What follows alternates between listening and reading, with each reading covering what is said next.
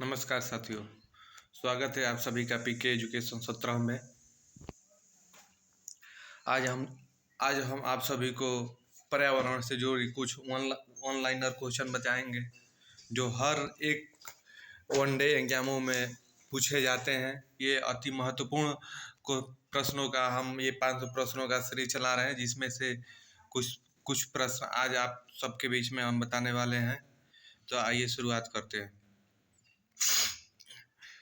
भारत में पर्यावरण संरक्षण अधिनियम कब पारित हुआ था? भारत में पर्यावरण अधिनियम संरक्षण कब पारित हुआ था? ये हुआ था आपका 1986 में। उसके बाद विश्व पर्यावरण दिवस कब मनाया जाता है? विश्व पर्यावरण दिवस 5 जून को मनाया जाता है। भारत में सर्वप्रथम जैव विविधता अधिनियम कब पारित किया गया? सन 2002 में पारित किया गया। उसके बाद जैव विविधता शब्द का सर्वप्रथम प्रयोग कब और किसने किया?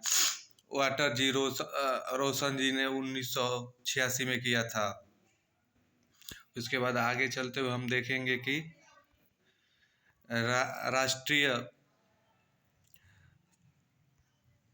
राष्ट्रीय जैव विविधता प्राधिकरण का मुख्यालय भारत में कहाँ स्थित है? तो ये है आपका चेन्नई में। रेड डाटा बुक क्या है? रेड डाटा बुक आप उस किताब को कहते हैं जिसमें विलुप्त होने के कगार पर खड़ी संकटग्रस्त पौधे एवं पशुओं की सूची है जो विलुप्त के कगार पे आ गई है। उन्हीं पौधे और पक्षियों का इसमें संग्रह रखा गया है, जानवरों का संग्रह रखा जाता है। उसके बाद आपका IUCN international union of council of nature के द्वारा ये जारी किया जाता है। उसके बाद आपका आगे देखेंगे ये IUCN का मुख्यालय कहाँ है? तो ये है आपका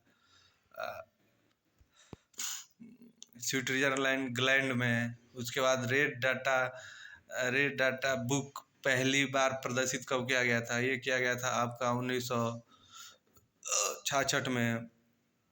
आगे देखते हुए आपको बताएंगे रेड डाटा बुक में संकटपन्न जीवों को किस रंग से दर्शाया गया है? जो ये आपका है, ये पिंक कलर से दर्शाया जाता है। उसके बाद संयुक्त राष्ट्र द्वारा कौन से दशक को जैव विविधता दशक घोषित किया गया था? ये 2011 से 2020 तक को जैव विविधता दशक घोषित किया गया था। रामसर संधि किससे संबंधित है? ये आपका संबंधित है आर्द्र भूमि संरक्षण एवं संवर्धन से संबंधित है। उसके बाद आगे देखेंगे विश्व जल दिवस कब मनाया जाता है? ये तो आप सभी को पता होगा, 22 मार्च को मनाया जाता है। विश्व पृथ्वी दिवस कब मनाया जाता है? जो अभी कल ही बीता है, 22 अप्रैल को मनाया जाता है। उसके बाद विश्व जैव विविधता संरक्षण दिवस कब मनाया जाता है? ये 22 मार्च को ये मनाया जाता है। उसके बाद आगे देखेंगे पर्यावरण दिवस कब मनाया जाता है? जो 5 जून को मनाया जाता है। उसके बाद विश्व पर्यावरण संरक्षण दिवस कब मनाया जाता है? जो कि आपका 26 नवंबर को मनाया जाता है। ओजोन दिवस कब मनाया जाता है? ये आपका 16 सितंबर को मनाया जाता है। विश्व प्रवासी पक्षी दिवस कब मनाया जाता है? ये आपका 8 मई को मनाया जाता है। ये सारे महत्वपूर्ण ये क्वेश्चन है जो आपके वनडे एग्जाम प्रत्येक एग्जामों में हमेशा कोई ना कोई पूछ ही लिया जाता है अलग अलग करके। तो आप सभी क्वेश्चनों पर ध्यान दीजिए। विश्व वन्य प्राणी दिवस कब मनाया जाता है? जो 6 अक्टूबर को मनाया जाता है। 6 अक्टूबर को मनाया जाता है। तो इसके बाद आपका ये है भारत में विश्व की कितनी प्रतिशत जैव विविधता है? ये है आपका 7 से 8%।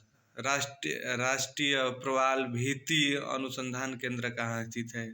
जो आपका ये पोर्ट ब्लेयर में स्थित है।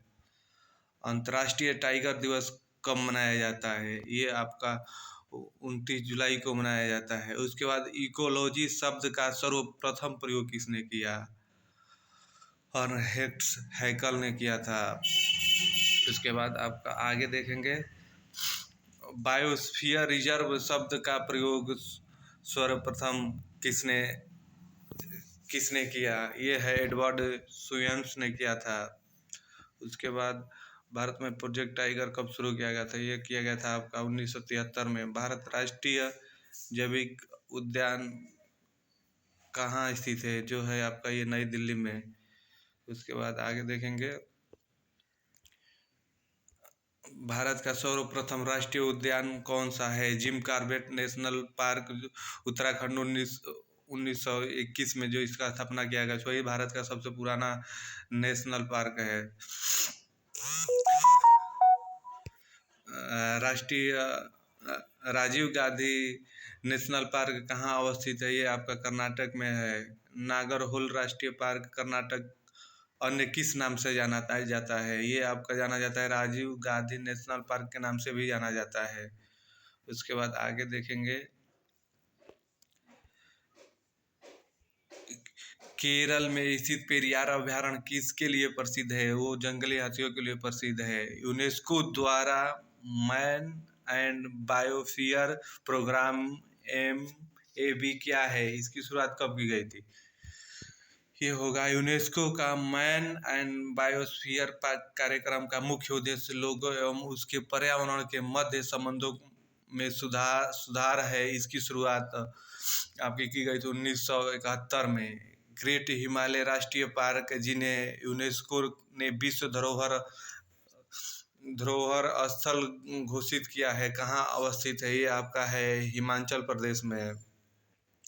उसके बाद आगे देखेंगे, भारत में ताजे पानी की सबसे बड़ी झील कौन सी है? लोकटक झील भारत में ताजे पानी की सबसे बड़ी झील है, जो मणिपुर में स्थित है।